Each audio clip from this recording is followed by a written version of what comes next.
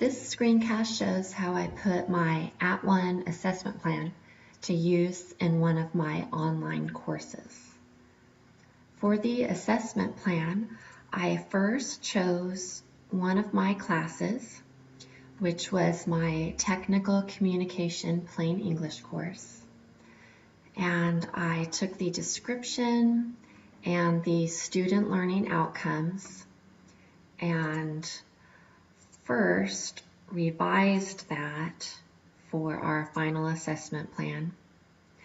And then we chose how we were going to assess these SLOs. So we listed our assessments, the types, and when in the course we would test. We also, for our assessment plan, developed a couple assessments. So I developed a quiz to measure grammar, and then I also developed a final that would measure all of the plain English skills of the course. So here is the rubric that I developed in my assessment plan. The students would need to take a memo and a lease agreement and revise it based on the plain English concepts. And here is what it ended up looking like in the rubric in Desire to Learn. So this is the rubric for the final.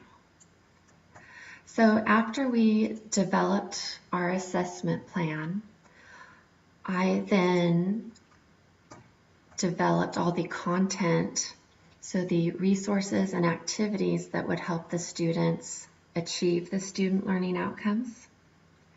And I did this based on the course outline. So I took the college course outline, and those were my objectives for each week.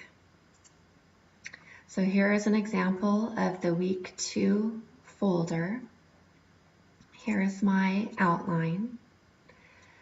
And I have a combination of materials that I developed, and then I also found some videos that were great resources for the students, as well as some open textbooks that they used for this course.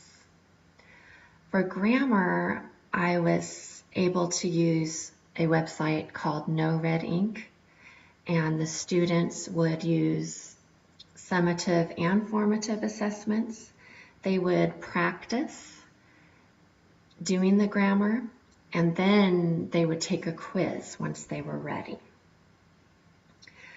So for the final outcome, I had 2 students who gave me permission to show you their final, and it shows how they met the student learning outcomes. So they needed to take this lease agreement and revise it so that it was in plain English. So here is the lease agreement that is not in plain English. And then one student, here is her example.